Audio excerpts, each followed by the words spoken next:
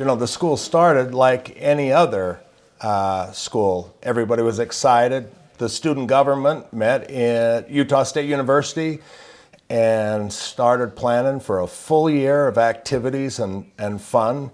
I think the most impressive thing for me when we talk about starting off this year was that welcome assembly. When we had different parts of the school, the drum line, the winter guard, the lights came up on stage and there was one word, and that one word was united. I don't think there could be a more poignant one-word school theme than that, united. This is just my second year at Herriman High School. And I remember the first time I saw the students rush to the gym floor, and the student body president was calling them all in. And they're down on the floor, and they start that chant, "There ain't no party like a Mustang party, hoorah." And I'm thinking, these guys are gonna mosh, this is gonna turn out bad. I hadn't seen it before, and oh my gosh, how impactful. So something that I thought looked really scary, I could see was very traditional, and kids did it right. I think when you go out in life, I think this is the perfect foundation that is going to give you what you need in order to be successful. In business, in home construction, I don't care what you end up doing with your life. I think if you'll listen to that one word, united, there's nothing that's going to stop you. You're going to need your team. I remember preparing for the drill team competition. We were just headed into region, and I was actually at a district meeting and talking to some other principals. I mean, we principals are very competitive. And I remember them talking about drill team and who's going to take drill this year. Of course, Bingham comes up and Copper Hills, which are perennial powerhouses. And not once did Herriman come up in the conversation as a potential winner of region. So I came back to the girls and I interrupted practice that very next day. And I said, "Ladies, I got bad news for you.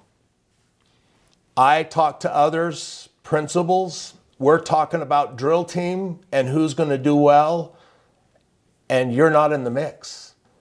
But I wanted to go out on that floor, united, and show them that we're here. We're here to win." We got to state competition, and we took second place. Ariel, our coach, was named Coach of the Year. And as I was walking off the floor, one of the girls came up to me and she said, "They're talking about us now." And I walked away from that crying like I am now. They did know we were there. And that's the best part about Herriman High School and the students. They decided right there and then that people were going to know who we are when we come off this floor. People don't expect us to do well, especially after a year where we split and lost students. But we have remained united through it all. I remember when we were doing Hearts of Gold and walking into that gymnasium before we had started. And I don't keep track on a daily basis of how much money we had.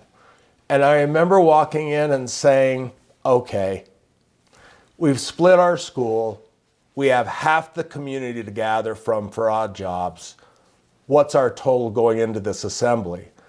And I was thinking 70 or 80,000. And they said 112,000. And I actually stepped back and dropped on the front bench in the gymnasium. I lost my footing. I couldn't believe that that was the total. And from that point on till the end. We gathered thousands of dollars in that assembly and ended up with $125,000, all to charity. No, it wasn't as much as we earned last year. It was probably $20,000 short of what we did last year. But oh my, with half the student body, I was shocked. You know, I also think the mascot bowl, the work that went into that, pro mascots from across the country came to Herriman High School to support this cause. So not only did we do $125,000, we did another $10,000 at the mascot bowl and took kids for Christmas shopping. They got to buy presents for their parents, for themselves, all with that money that we earned at the mascot bowl. This year, I think there can be a lot learned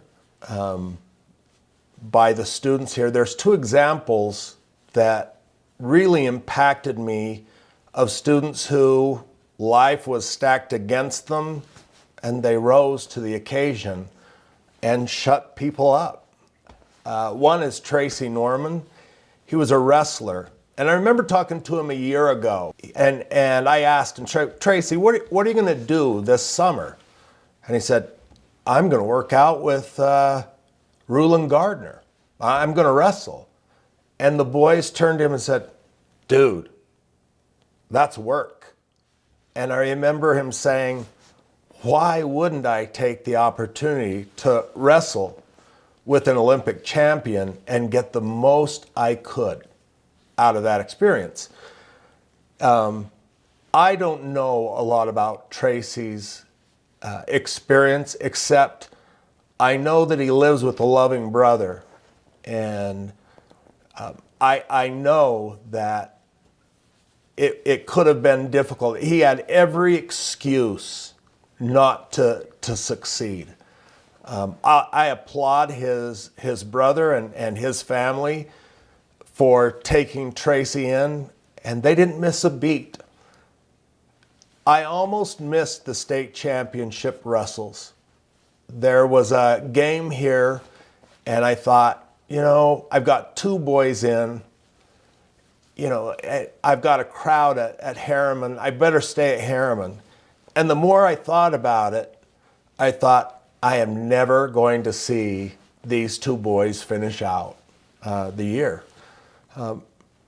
Talmadge, Carmen went out and took state. And Tracy Norman went out, and I believe it's second round, and stuck his kid. Powerful. And I think that's a conclusion of just who Tracy is. And again, I think it's indicative of what kids are like here. I'm going to probably embarrass a second. Alec Reynolds. I've learned a lot from him. I don't know where his mother is, and I know his dad is around. I've not met him. I hope his mom and dad know what a good young man he is. He's smart. Everything he gets, he earns by himself. I watched him sing in a rap group with he and some buddies called the Miners. And I looked at his GPA, not expecting to see what I saw, because kids that don't have much struggle. Alec has a 4.0. When we had the Sterling Scholar banquet, and everybody brings their parent to the banquet, Alec brought his two best friends. It was his support base. Alec will be able to go wherever he wants to go and be successful because he's going to work and earn what he gets. There's no pity party. He's not angry at anyone. I'm sure he loves his family dearly. But this old man learned a lot from students here at Herriman High School that when the chips are down, we don't sit in the dirt and cry. We get up.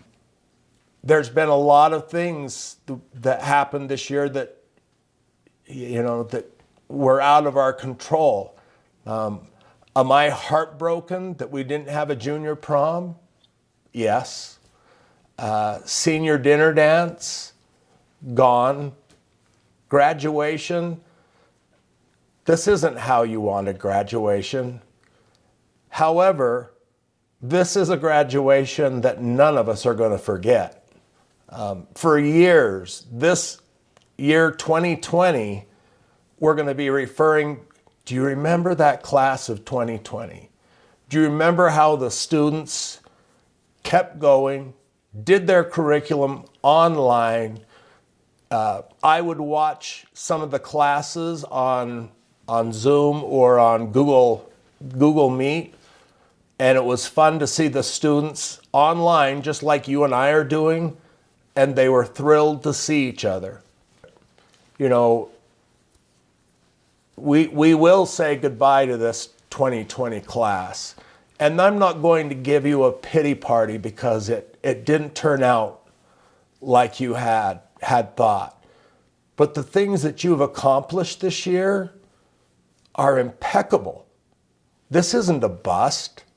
This year will not be defined by this ending, by this dismissal, by COVID-19.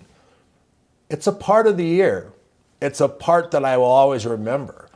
But what we've accomplished, I'm not going to remember COVID-19. I'm going to remember these students that stayed united and did some great service throughout the year. The championships we won. Going to the Christmas concerts and hearing the performing arts. Those are the things I'm going to remember from this year. Do you know, I've thought about one paragraph to define this year. It didn't end like we thought, Mustangs.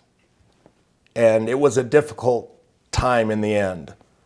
But through it all, the pain, the anguish, the success, the ball games, the friendships, the laughter, this class remained united. And united they will ride.